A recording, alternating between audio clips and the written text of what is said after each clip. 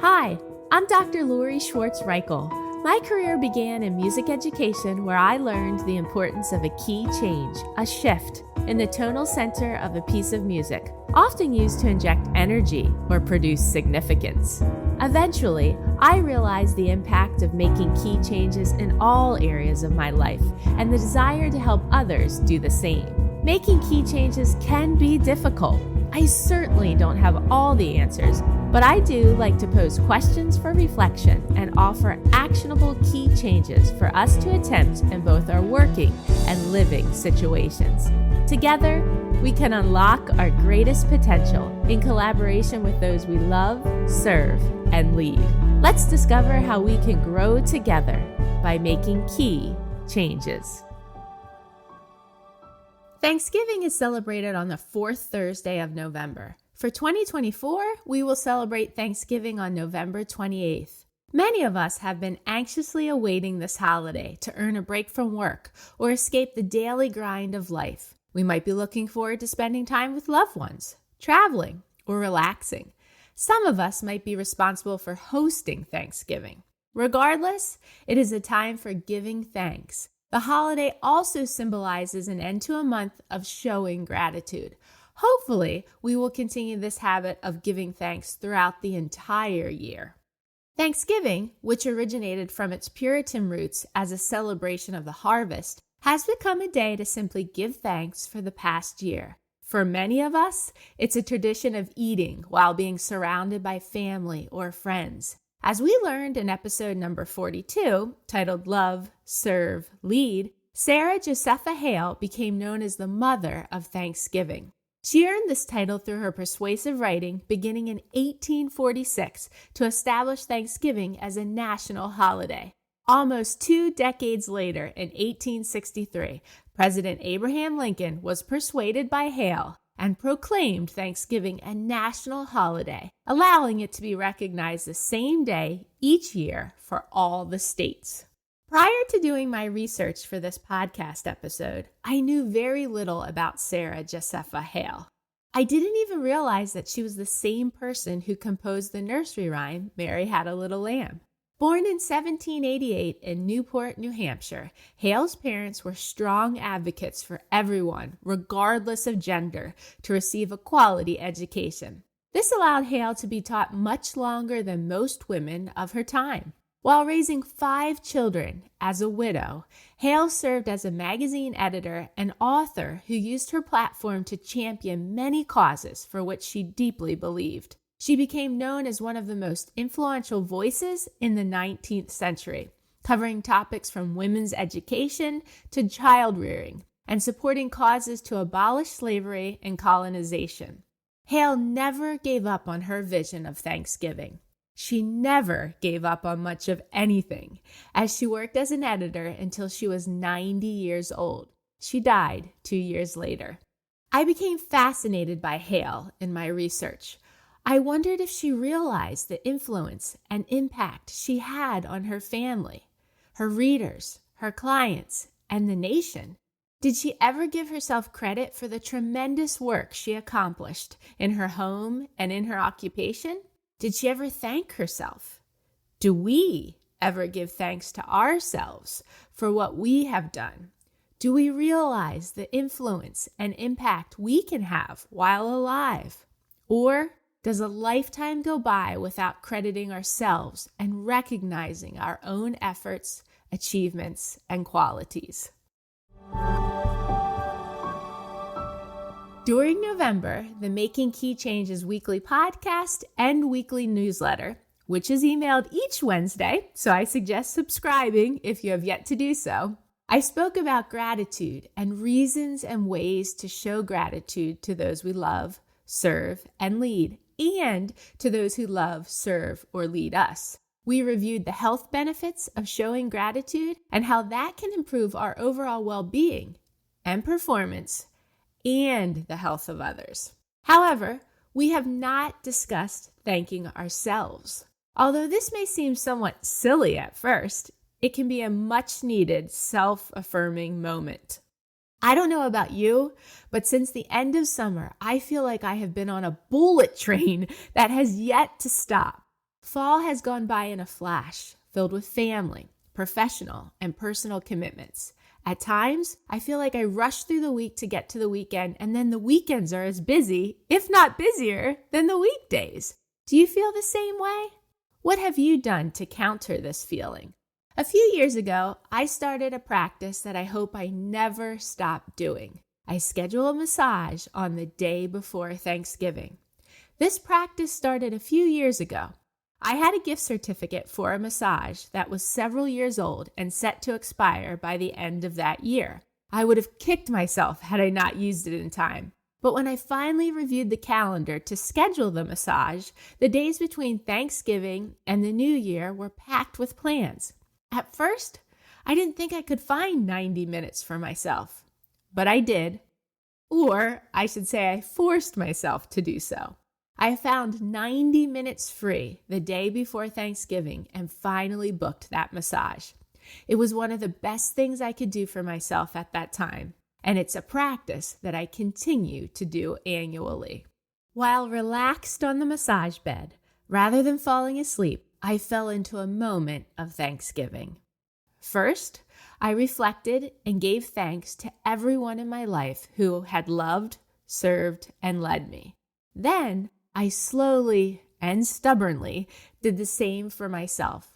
I began to reflect on my year and acknowledged what I had accomplished personally and professionally. I reviewed what I did for my family, what I did for myself, and what I did for my career and the profession. Of course, many of my failures came to mind too. But in that moment, instead of wishing that things were different in my life, I pushed myself to focus on the positive. I am sure I shed a tear or two. I have continued this relaxed reflection tradition each year. My massage is scheduled for November 27th in the afternoon. I can't wait. Do you do anything similar to thank yourself? Reflection and showing gratitude are important practices for both mental well-being and personal growth.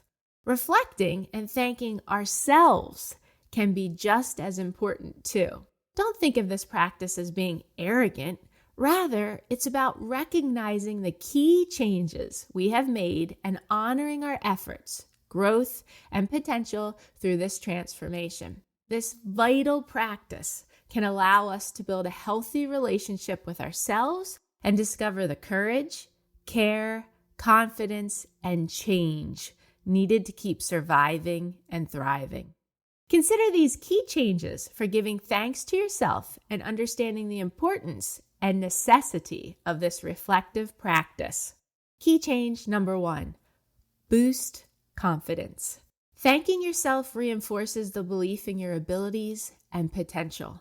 Regardless of how big or small they are, acknowledging your strengths and accomplishments can allow you to feel more capable and motivated to carry on in life. Continue to make key changes to grow and reach your greatest potential, both alone and in collaboration with those you love, serve, or lead. This practice may encourage you to engage in more positive thought and self-talk throughout the year, transforming your inner perspective and dialogue from critical to supportive or unworthy to confident. When was the last time you were proud of yourself? Key change number 2, prevent burnout. As we discussed in episodes number 2, titled Burnout, Confront and Conquer It, and number 12, Banishing Burnout. Burnout consists of 3 components of exhaustion, cynicism, and inefficacy. When we give credit to others but neglect to acknowledge our own contributions to a shared vision, we fail to recognize our own achievements, which can lead to more burnout, resentment, or a negative perspective on life. Self-recognition can be part of a broader practice of self-care. You deserve to be proud of yourself, and celebrating your accomplishments is an essential part of a healthy lifestyle. Just like we crave recognition and gratitude from others, giving thanks to yourself is an understanding that your time, energy, and efforts are valuable, whether it's in a personal or professional setting. When was the last time you gave yourself credit for your achievements? Key change number 3, improve motivation. When you identify your progress and give credit to yourself, it encourages accountability. This helps you to stay on track. By giving yourself credit, you reinforce the idea that your success is not just the result of external factors or other people's efforts, but that you have agency in your own life. Own it! If you remember from episode number 36, own is my word for 2024. This sense of autonomy empowers you and enables you to grow even more. As you continue to make key changes to grow and achieve your goals, your motivation will improve. Giving thanks to yourself is like a celebration of who you are and who you are becoming. It gives you a sense of accomplishment and fulfillment. This positive reinforcement encourages continued effort and action without forgetting your vision and mission. When was the last time you motivated yourself? Being an entrepreneur, just like any other hat we wear, can be lonely.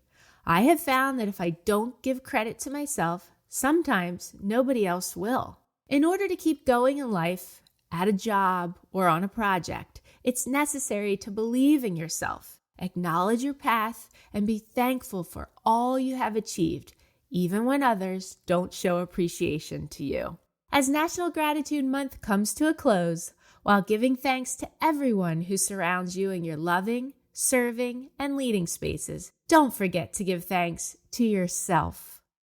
If you found this episode helpful or enjoyable, please consider sharing it with others. For each episode, access the show notes for some resources. There is also a link to my website and one where you can sign up for the Making Key Changes newsletter to receive weekly content delivered directly to your email inbox each Wednesday. You can also sign up for a mentoring session with me. My main work is public speaking, so if you feel my services would fit well into your school district, company, or organization, let's have a conversation.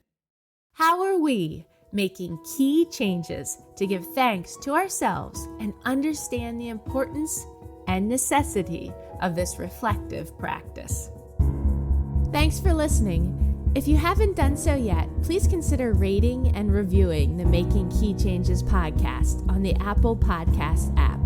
If you found this episode helpful, please consider sharing it with others and joining me again next week.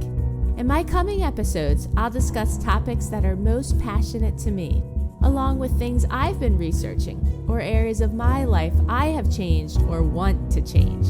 You can learn more about me on my website, makingkeychanges.com. Feel free to message me through there or reach out on social media. I'd love to hear from you and learn about what key changes you hope to make.